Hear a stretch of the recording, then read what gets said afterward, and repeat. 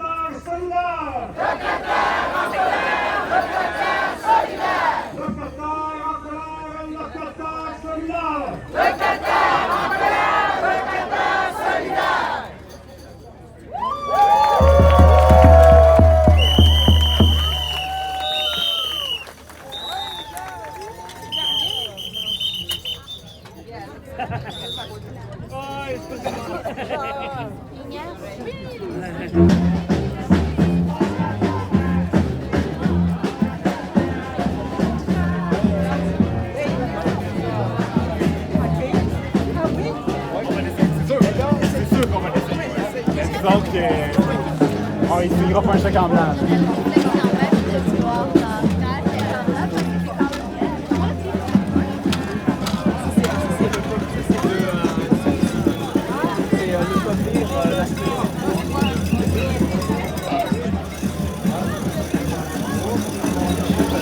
Moi, je peux pas y aller.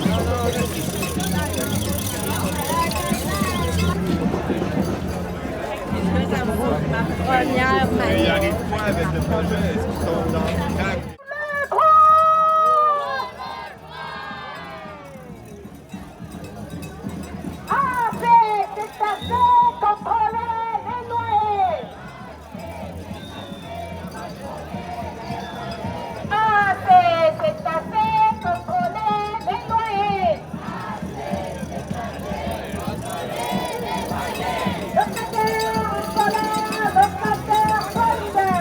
Comment faire durer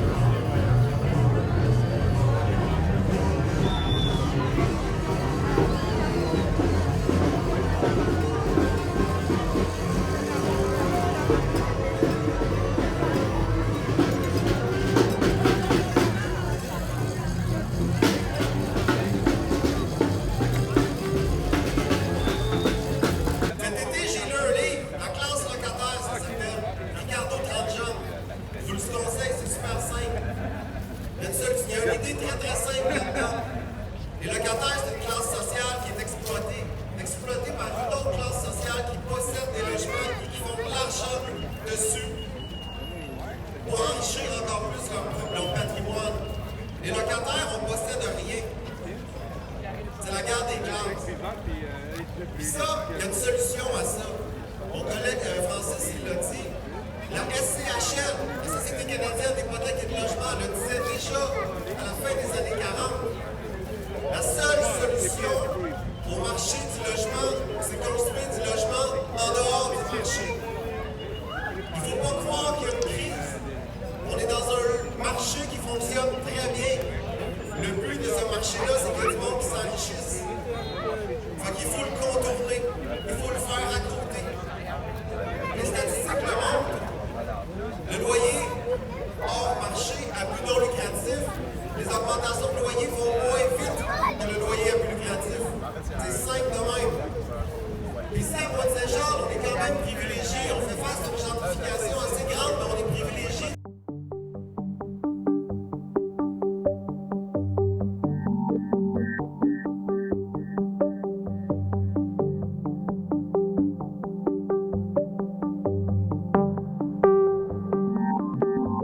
Est-ce que vous êtes locataire vous-même d'abord? Oui, je suis moi-même locataire. Ouais. Est-ce Oui. que vous êtes né à Montréal? Vous avez grandi ici? Ou... J'ai grandi à Sherbrooke, mais j'habite à Montréal depuis plus de 10 ans maintenant. Vous êtes locataire depuis? Ouais, absolument. Ok, super. Maintenant, c'est quoi les effets les plus dangereux de ce réforme sur les locataires? Oui, absolument. Donc, le projet de règlement, en fait, sur la fixation de loyer, en fait, le projet, il est auto-inflationniste, dans le sens où la nouvelle méthode de calcul des loyers va se baser sur une moyenne de la variation de l'IPC au cours des dernières années. Mais dans l'IPC, il y a, entre autres, le logement qui est inclus dans cet indice-là. Donc là, les augmentations de loyer font augmenter l'IPC qui font ensuite augmenter les loyers. Donc on se retrouve dans une logique où les loyers vont augmenter de manière exponentielle au cours des prochaines années. Alors, maintenant, comment est-ce que ça vous a impacté personnellement? Je pense que ça va impacter tous les locataires et locatrices dans le sens où, effectivement, nos loyers vont augmenter drastiquement au cours des prochaines années selon cette méthode de calcul-là. Donc, c'est pour cette raison-là qu'on croit qu'il faut tout faire, en fait, pour s'y opposer, pour que le projet de règlement tombe, en fait. Puis aujourd'hui, avec le turnout, comment est-ce que vous vous sentez? Ben c'est ça, aujourd'hui, il y avait peut-être 500-600 personnes à la manifestation. Donc, puis en fait, on vient de changer de ministre de l'Habitation. Donc, on a espoir que le fait que les gens se soient présentés ici à Montréal, mais aussi partout dans les régions du Québec. Il y a eu plusieurs manifestations qui ont été organisées dans d'autres régions, notamment à Rouyn-Noranda, à Amos, à Joliette, à Sainte-Adèle. Donc, et à Québec aussi. Donc, on a espoir, en fait, que la ministre, la nouvelle ministre nous entende puis ait envie, en fait, d'écouter nos demandes. I'm just a member of the Comité d'Action de Parc Extension.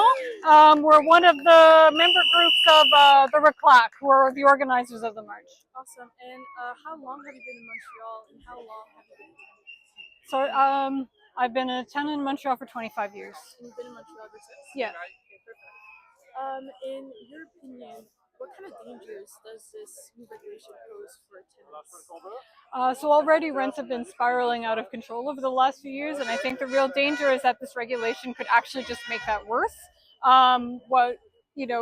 Essentially, with the exception of this past year, had this calculation been in place, the increases would have been much higher over all of the last few years. Already people are struggling to make ends meet. Already people can't afford the increases that are already in place.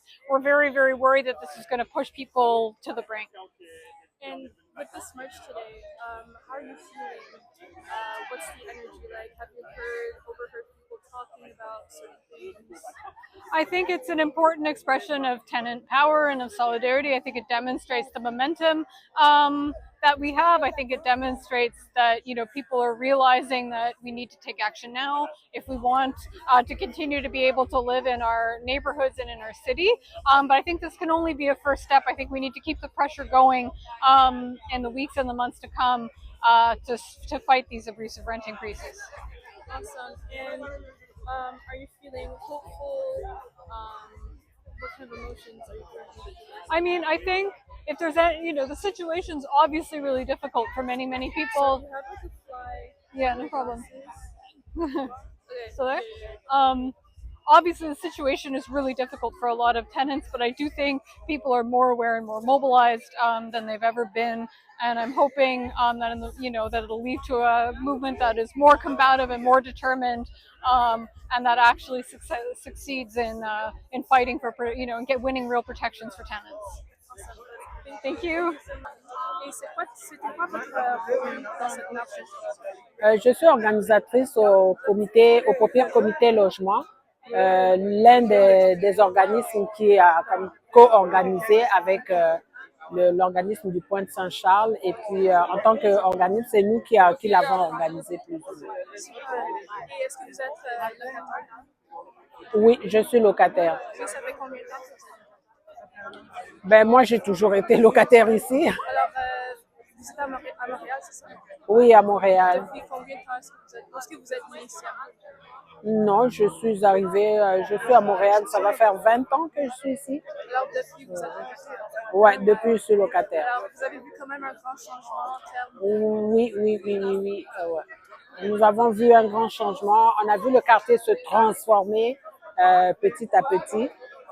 C'était les quartiers du sud-ouest, c'était les quartiers les plus populaires où il y avait un parc locatif abordable, mais vraiment abordable dans le vrai sens du terme. Mais au fil des années, avec l'arrivée de la gentrification, on a vu que ce parc locatif qui était vraiment si grand s'est frité. Ouais, donc du coup, c'est ça, on ne peut rien contre la gentrification. Ça a commencé par la gentrification, a commencé par les mesures qu'ils prenaient pour les rénovations, et puis c'était une façade et tout. Donc, du coup, c'est parti. La rue Notre-Dame, qui était le quartier où on pouvait se payer un café, même le plus démuni. Mais aujourd'hui, ça a été dénaturé. C'est des commerces de luxe. À ces commerces de luxe, il fallait une clientèle qui répondait à cela. Et donc, du coup, ils ont commencé par faire la gentrification. Donc, c'est une nouvelle clientèle aussi qui peut y aller. Alors, pourquoi est-ce que vous êtes à cette marche aujourd'hui? On fait cette marche aujourd'hui parce que, comme vous le dites, là, avec la dénaturation du quartier, on voit les voisins qui sont obligés de déménager parce qu'ils ne peuvent plus payer. Donc, mais quand même, on assiste, il y a des terrains, les terrains qui étaient vacants, c'était un quartier populaire, c'était un quartier ouvrier.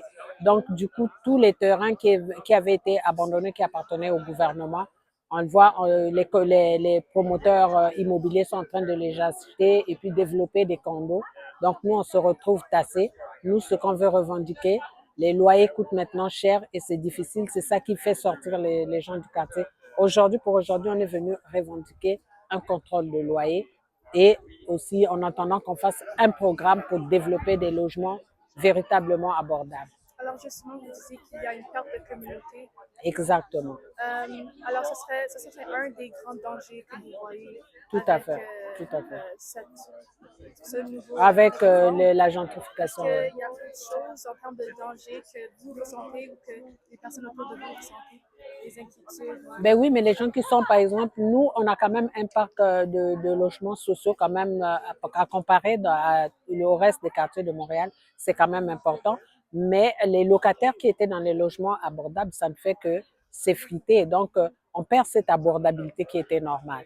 Donc, quand un bâtiment change de propriétaire, le nouveau propriétaire, il vient dans l'optique de faire des rénovations, ce qu'on appelle. Faire de la peinture et puis augmenter le prix qui part du simple au double, du simple au double, ça dénature vraiment l'autre là, le quartier. Et nous, on se bat pour demeurer dans nos quartiers. Mais déjà, voir les voisins et tout, c'est difficile. Le quartier regorge de beaucoup de ressources de femmes en difficulté. Et ces femmes sont obligées, avec les enfants, c'est pas facile de demeurer là-bas. Les enfants n'ont pas vraiment la liberté qu'ils ont. On doit se battre pour tout le monde. Moi, c'est une chance pour moi que je suis dans un logement social. Donc, moi, au moins, ça me garantit. Je n'ai pas peur d'être évincée par un nouveau propriétaire et tout. Mais les gens qui sont dans les logements privés, quand bien même insalubres, ils vivent dans la crainte. Non seulement ils sont obligés de supporter les punaises et des moisissures, comme on le dit, la cherté de logement. D'autres qui arrivent à payer 80% de leurs revenus va juste pour payer le loyer. Et puis, ils sont obligés de faire les banques alimentaires. Aujourd'hui, dans les banques alimentaires, on trouve tout. Pourquoi? Parce que le grand poste budgétaire d'une famille, c'est d'abord le logement. Mais si tu dois dépenser 80% de tes revenus pour payer le logement, il te reste quoi? Il te reste plus qu'à faire la banque alimentaire. Donc ça, c'est une crainte et on doit combattre ça. Nous, on est un quartier solidaire, comme on le disait. Les locataires sont solidaires, on doit se battre. C'est pas parce que j'ai trouvé un logement social que je vais lâcher les autres. Donc pour nous, le combat continue. Merci. Merci.